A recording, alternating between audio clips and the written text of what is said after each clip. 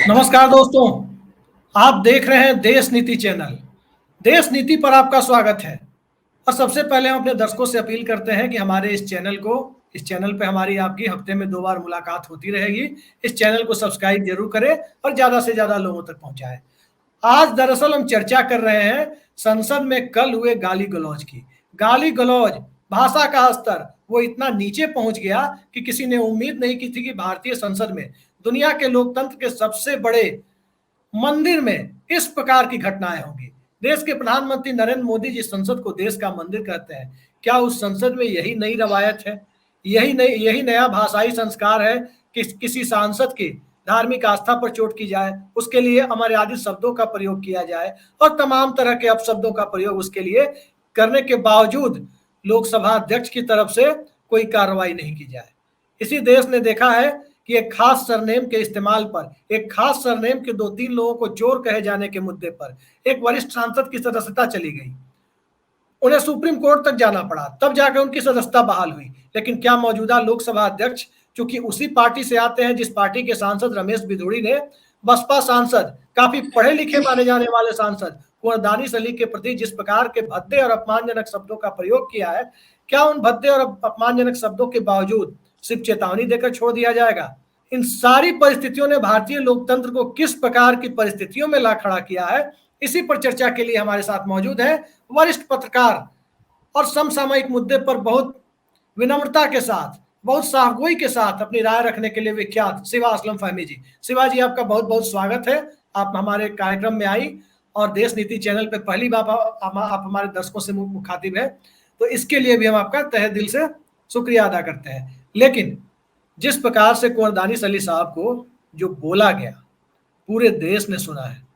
क्या आपको लगता है कि इस प्रकार की भाषा को भारतीय जनता पार्टी की ट्रेडमार्क भाषा मानकर इस पर चुप हो जाना चाहिए और इस पे लोगों को इससे नजरें हटा लेनी चाहिए, या वाकई आपको लगता है कि भारतीय संसद अब एक ऐसे दौर से गुजर रही है जहां कोर्स करेक्शन के लिए किसी बड़ी कवायद की जरूरत है? शुक्रिया अभिषेक जी, और देश नीति के दर्शकों को भी मेरा नमस्कार।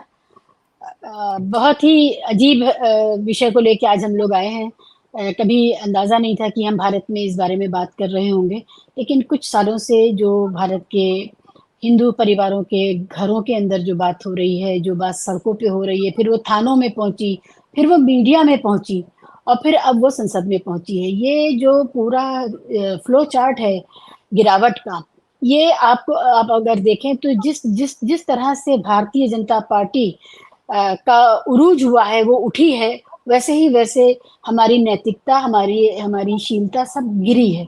तो इसका सीधा संबंध भाजपा के उत्थान से है, और भाजपा के क्यों, आरएसएस के उत्थान से है। आरएसएस ने जो संस्कार दिए, आरएसएस ने जिस तरह का भारत बनाया, मैं आपको बताऊं, मैं मिक्स्ड मोहल्लों में रही हूँ, हम लोग कैंट में रहते थे, सिविल लाइन्स में रहे हैं।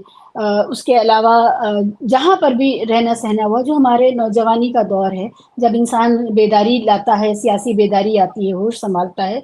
हालांकि बाबरी मस्जिद की शहादत हो चुकी थी, इसके बावजूद कि कभी ये नहीं लगा था कि इस देश में हमारे पड़ोसी, हमारे आसपास के पढ़े लिखे दिखने वाले लोग ये कहेंगे साउथ दिल्ली जैसा सबसे महंगा, सबसे पॉश इलाका, वहाँ का ये आदमी है जो वहाँ का सांसद है।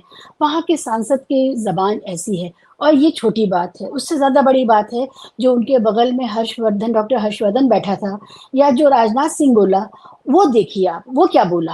राजनाथ सिंह, साकनाथ सिंह, शिवाजी, मैं आपको रोक रहा हूँ। आश्चर्य यह है कि पीछे बैठ के वंशवाद की उपज माने जाने वाले रविशंकर प्रसाद इस प्रकार की हंसी निकाल रहे थे, जिससे लोकतंत्र शर्मसार होता है। वो खुद वकील है।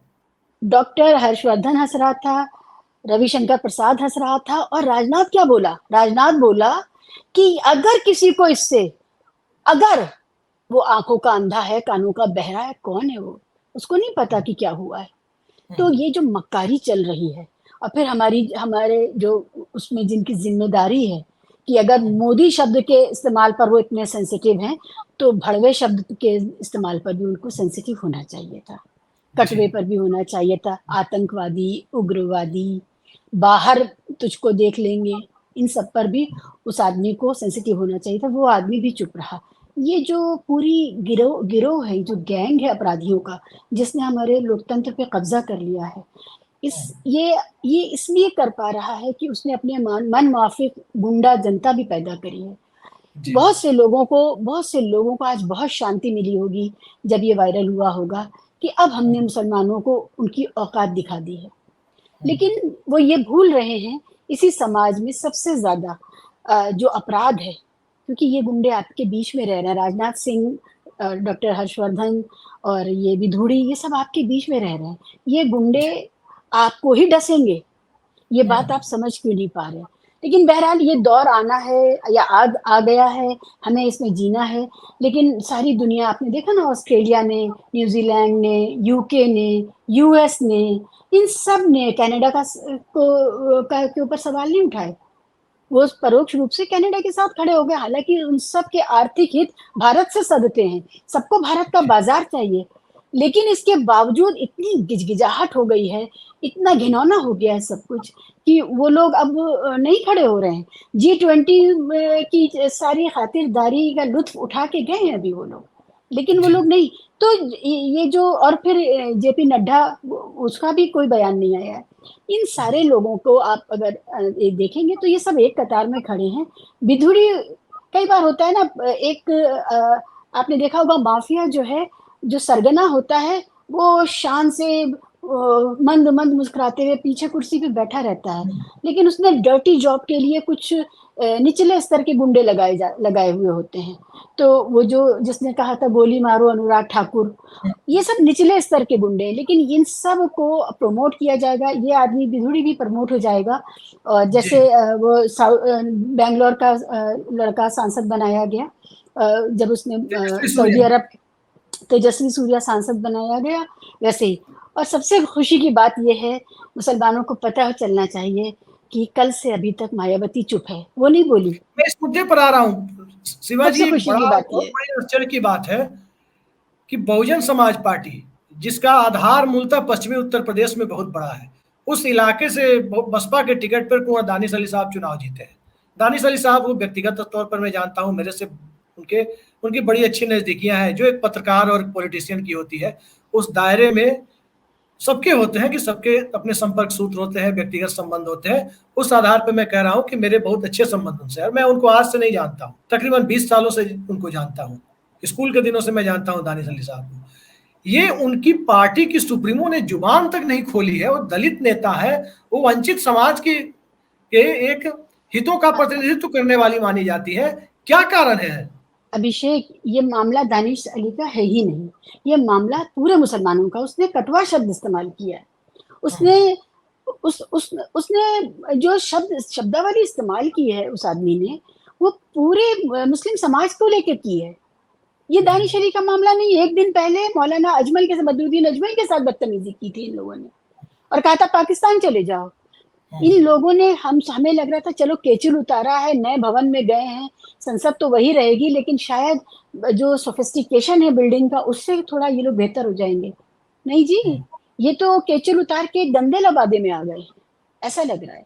तो मुगालते टूट रहे हैं, दूर हो रहे हैं, और सारी दुनिया देख रही है। अब सब कुछ सामने से है, तो जो सबटाइटल्स चल रहे हैं इस पूरी घटना के, वो सारी दुनिया देख रही है। मुस्लिम परसिक्यूशन बिल्कुल अपने सबसे नंगे स्वरूप में भारत में नजर आ गया कि ये अब भारतीय पार्लियामेंट में हो रहा है। शिवाजी, हम आखिरी सवाल की तरफ बढ़ते हैं।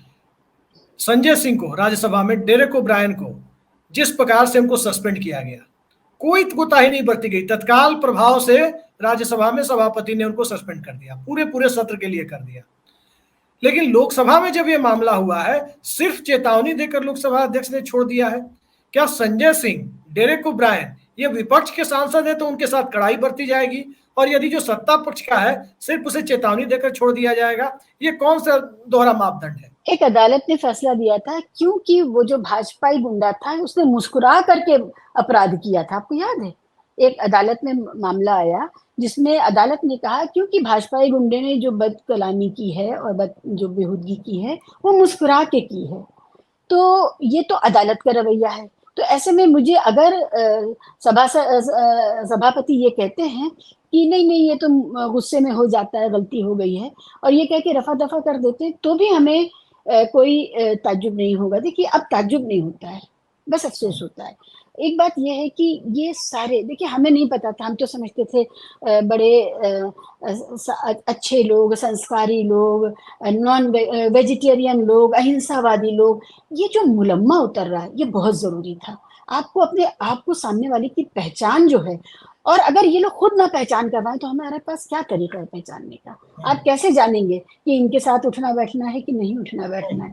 आपके समाज के हैं, आप हिंदू समाज से आते हैं, आपका तो उठना-बैठना, सामना इनका होता रहेगा, आपको पहचान कैसे पड़ेगी कि ये कौन लोग हैं? तो ये मुलम्मे उतरे, ये मुखौटे उतरे, और ये सारी दुनिया अब देख रही है, तो ये सारी दुनिया के नहीं, ये एक छोटा-सा जवाब इस हिंदूज़ पर दे दीजिए शिवा जी, चूँकि समय का अभाव आपके पास भी है, छोटा-सा जवाब इस पर हमें चाहिए कि भारतीय जनता पार्टी का मुलम्मा तो उसी दिन उतर गया था जिस दिन 6 दिसंबर 1992 की घटना हुई थी, कि उनके जी, क्याया गोधरा का कांड हुआ था। जी। बहुजन समाज पार्टी की नेत्री मायावती के ऊपर से क्या वाकई सेकुलरिज्म का मुलम्मा इस पूरे मामले ने उतार दिया है? मायावती का चेहरा बेनकाब कर दिया है कि राजनीतिक रूप से क्या वो भारतीय जनता पार्टी के साथ जाकर के मिलने का जो उन पर आरोप था, अब उसकी पुष्टि होती हुई नजर आ रही है। मायावती तो लेजिटिमेस कहाँ है इसमें? मायावती तो बलात्कार जब होता है दलित बेटियों का तब नहीं बोलती है। हाथरस में वो गई क्या उठ के? आज तक किसी पीड़ित के साथ खड़ी हुई है मायावती? क्या वो कभी अपने अपनी कोठी से निकल के कभी गई है वो? मायावती जैसे लीडर तो स्मृति ईरानी से ज्यादा खतरनाक है। स्मृति ईरानी का तो पता है हम उनको वोट नहीं देंगे, दलित महिलाएं उनको वोट नहीं देंगी। मायावती तो वोट भी लेगी और फिर सौदे भी करेगी और फिर अपनी उस करप्शन की दौलत को बचाने के लिए मुंह में दही भी जमा के बैठेगी। तो ये जो जितने भी इस तरह के लोग हैं जो एक जेबी वोट रखते हैं अपने अपने समाज का, वो उस समाज का सबसे ज्यादा नुकसान करते हैं। आप दलित समाज के साथ खड़े होइए, लेकिन ये जो मुखौटे हैं उनके साथ कभी मत खड़े होइए, उनको हर समय देखते रहिए कि वो कर क्या रहे हैं, चाहे वो मायावती हो और चाहे वो इसी तरह की जेबी वोट रखने वाले। मैं तो कहती हूँ समाजवादी पार्टी का भी इसी तरह से आप नजर रखिए कि वो कभी किसी मुसलमान के लिए खड़े हुए, और सिर्फ मुस्लिम वोट की वजह से वो जीतते हैं। सिर्फ 9% यादव वोट है, 19% मुस्लिम वोट है, आज तक नहीं खड़े हुए कभी मुसलमान के लिए। और एक या दो चेहरे सजा लेते हैं प्रवक्ताओं के, मुस्लिम प्रवक्ताओं के, और वो उनकी लिपापोती करते घूमते हैं और इससे लगता है मुसलमानों को जगह मिली। देखिए ये वो लम्हा है भारत की सियासत में जिसमें अब मुसलमानों के लिए बहुत क्लैरिटी आ रही है कि कौन उनके साथ है, कौन उनकी। हम ये नहीं कह रहे कि कोई हमारे लिए नीति बनाओ, कोई स्कीम लाओ, कोई हमें रिजर्वेशन दे दो। हम ये कह रहे हैं हमारी जान माल इज्जत, ये 3 चीजें, जान माल इज्जत, इसके लिए खड़े हो जाओ। तो ये लोग ना जान के लिए खड़े होते हैं, ना माल के लिए खड़े होते हैं, ना इज्जत के लिए। तो इनका करें क्या मुसलमान? ये किस काम के हमारे? जी, बिल्कुल आपने सही कहा, क्योंकि मौजूदा दौर में जब अंतर्राष्ट्रीय स्तर पर भारत की छवि ऐसी बनी हुई है कि यहाँ अल्पसंख्यकों के साथ कहीं न कहीं सौतेले व्यवहार की बू दुनिया के बड़े लोकतांत्रिक देशों को भी आ रही है। अब चाहे उस कनाडा की घटना के द्वारा इस पूरे मामले का डिस्कोर्स चेंज करने की जो भी कोशिश हो, लेकिन जो सड़क की बहस का स्तर था, जो सड़क की गतिविधियां थी, जो अखलाक की मॉब लिंचिंग और पहलू खान की घटना के बाद से जो बढ़ती जा रही थी, जो दलित बेटी के साथ जो बलात्कार जैसी घटनाएं हो रही थी, उन सब से आगे बढ़कर यदि संसद में इस प्रकार के अपमानजनक शब्दों का प्रयोग एक सम्मानित सांसद के लिए किया जाए, तो संसद के अंदर ये असंसदीय शब्द भी इसके लिए छोटा पड़ता है। अब देखते हैं संसद की मर्यादा को तार तार होने से बचाने की कवायद लोकसभा अध्यक्ष के द्वारा, बिरला साहब के द्वारा की जाती है या नहीं। अब तक तो यही दिखा है कि बिरला साहब, कई बार फुटेज में दिखता रहा है कि वो अडानी के मुद्दे पर बिरला साहब असहज होते हुए नजर आए हैं। अब दानिश अली के मुद्दे पर बिरला साहब असहज की जगह सहज दिखते हैं, या संसदीय व्यवस्था को सहज करने के लिए कोई माइलस्टोन, मील का पत्थर स्थापित करते हैं, ये देखा जाना होगा। फिलहाल आज की इस बेहद सार्थक चर्चा में जुड़ने के लिए शिवा असलम फहमी जी, आपका बहुत बहुत धन्यवाद।